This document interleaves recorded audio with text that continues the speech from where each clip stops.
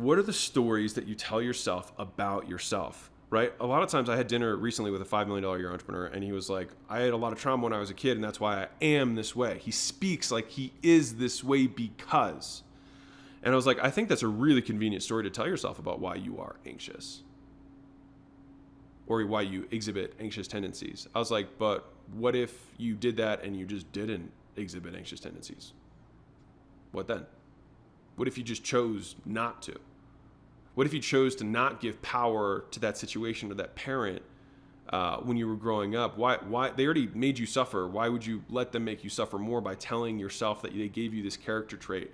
Then it's because it's uncomfortable for you to suffer through the change of changing your identity, right? But Layla and I both believe this, is that your identity is fluid and you need to be able to change your identity and your character traits based on what the business requires if you want to grow, right? Like if you're not a patient person, then you need to become patient, micro speed, macro patience, right? If you want to develop a reputation, you need to become a person of integrity, which means sometimes short term you have to sacrifice, right? You have to not make the quick buck.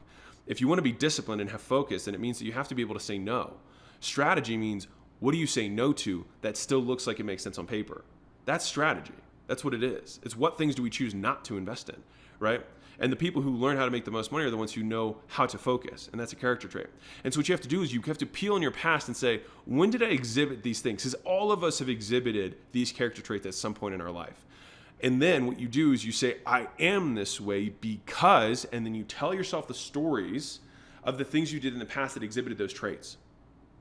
And by doing that, you'll start reminding yourself. So if I want to say, like, because I'll tell you, I used to have more angry tendencies. I used to tend and trend towards being angry as a response to things that I didn't like, right? But one of the things that I liked, like that I try and tell myself, is that I am wise, right? And this is a character trait that's probably been the number one character trait that I've tried to develop over the however many years, just because I believe discernment is the single greatest character trait you can have. Because if you make the right decisions, the whole world is your oyster, right? If you can make the right call, the whole world is your oyster.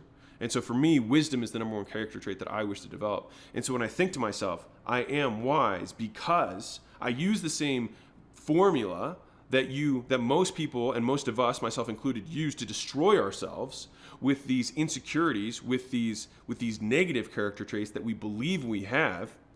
And instead of saying an affirmation, you tell yourself the story of why what you're saying is true. You learn to argue against your own thoughts.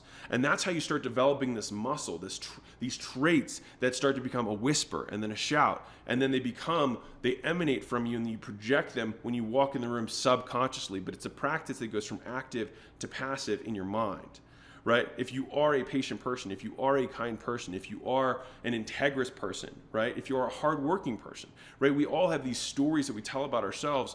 And so if you have a limitation right now on your character trait or traits, you don't feel like you are patient enough, you feel like you are too easily distracted, you feel like you don't focus enough, then you need to start telling yourself the story, I am this way because, not I am wealthy. Stupid, in my opinion. I think our brains are too smart for that stuff. You have to give it the reasons. You have to make the argument. And I think instead of affirmations, if you make affirmations into arguments that you make with yourself every day, then those become things that will change who you are. And if you change who you are and how you make decisions, you'll change your entire life, and you'll be able to watch your business grow as a result of who you have become. And so this is one of the things that was most powerful for me in my entrepreneurial journey. I had tons of insecurities, right? I had tons of anxieties. I had lots of anger. I had lots of perceived trauma. And I'll say it that way because I don't even want to make it into trauma. That's just what I perceived as trauma, because I was a child in the world with the emotional regulation of a child. And so things, of course, affect you more when you're a kid. Everyone's traumatized, perceives trauma as a child. Like if I go to a stage and I say, hey, who here had a traumatic childhood in some instance or had a traumatic event occur? Everyone's going to raise their hand. So stop thinking that because you have trauma, and I don't say this, I'll say it this way better.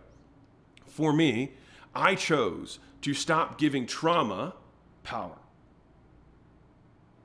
And I think if you can do that and you can tell yourself a different story about why you are who you are and make arguments instead of affirmations, you'll be able to have stronger, faster change in the direction that you desire, and you'll have more control over your emotional state. And then in so doing, you'll be able to level up the business that you have. Because most of the times when I see business owners, the reason they're not successful is not because they don't have the beliefs or because they don't have the skills. It's just because of who they are.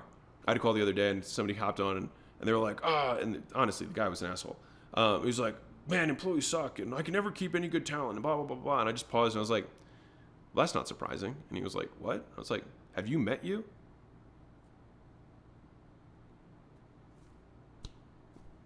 Like, I don't know what else to say. You know what I mean? Have you met you? Like, I don't need to change this guy's marketing, right? I don't need to change this guy's beliefs about his own business. He just has to change who he is, right? And the only way for that guy to do that is for him to get over the reasons that he tells himself it's okay to be who he is. And I think a lot of us do that. We give ourselves the excuse for being impatient. We give ourselves the excuse for cheating. Right? We give ourselves the excuse for being unfaithful. We give the excuse for being unloyal. Well, my dad was, or my mom was, or my brother was, or whatever, right? Or when I was growing up, or when from my town, XYZ.